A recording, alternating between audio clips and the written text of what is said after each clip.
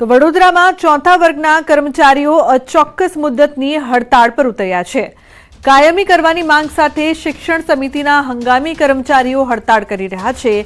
200 થી વધુ હંગામી કર્મચારીઓ કાયમી કરવાની માંગ કરી રહ્યા છે। કર્મચારીઓએ Baba Saheb આંબેડકરના photo, poster, banner સાથે દેખાવો કર્યા। સાથે જ નિવૃત્ત કર્મચારીઓએ પેન્શન શરૂ કરવાની પણ માંગ કરી છે। આ હડતાળના કારણે શિક્ષણ સમિતિ ખાતે વહીવટી કામગીરીને અસર થશે। 13 તારીખે મીટિંગ કરેલ હતી અને અમારી ડેપ્યુટી કમિશનર સાથે પણ એ પ્રકારનું માર્ગદર્શન ચાલે જ છે અને અમે સતત પ્રયત્ન કર્યા જ કરીએ છીએ કે આ પ્રશ્નનું નિરાકરણ આવે, એમાં પોઝિટિવ જેટલું થઈ શકે એટલું અમે પ્રયત્ન કરીએ છીએ। નિર્ણય એક જ ઝટકે તો આવી શકવાનો નથી, બધાને મળીને અને કાયદાકીય પરામર્શથી જ આ ગૂંચ ઉકેલાશે। ચોથા વર્ગના કર્મચારીઓનું યુનિયન છે, લોકોએ ભેગા થઈને આગળ સ્ટ્રાઇક કરવાનું કંઈક નક્કી કર્યું છે।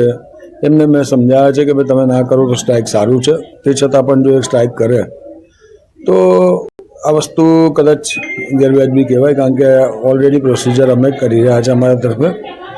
પણ હવે દરેકના મનને અલગ અલગ વિચારો આવતા હોય અને એમના વિચાર એમને નક્કી કર્યા હોય એ પ્રમાણે થઈ શકે।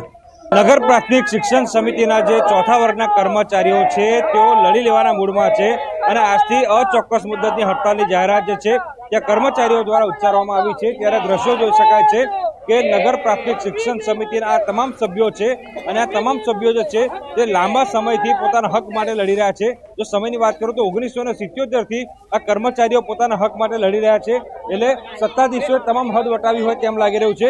તમે શું કહેશો?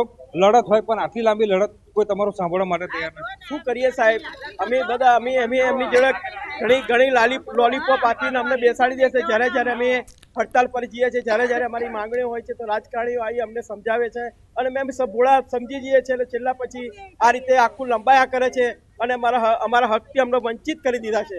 હું છેલ્લા 3 વર્ષથી રિટાયર્ડ છું, મને કોઈ પ્રકારનું કોઈ કશું મળ્યું નથી ને કોઈ રકમ મળી નથી। ત્યાંથી નોકરી લાગી, 15 રૂપિયામાં નોકરી રહી, પછી 2016માં રિટાયર થયો, 150 કર્યો, 200 કર્યો, પછી 18,000 થયો રિટાયર કરી દીધી। 2016 થી કશું મળતું જ નથી અમને।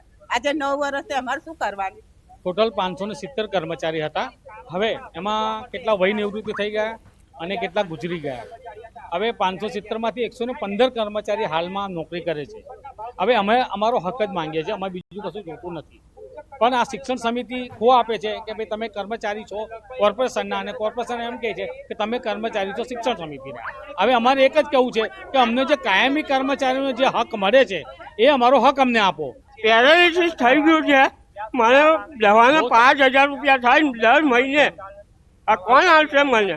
તમે વિચારો કે કર્મચારીનો જો પગાર ચાલુ હોય તેની પરિસ્થિતિ સારી હોય, અત્યારે રિટાયર થઈ ગયા પછી જો એને પેન્શન ના મળે, એને કશું મળે નહીં, તો એની હાલત શું થાય તમે જુઓ છો।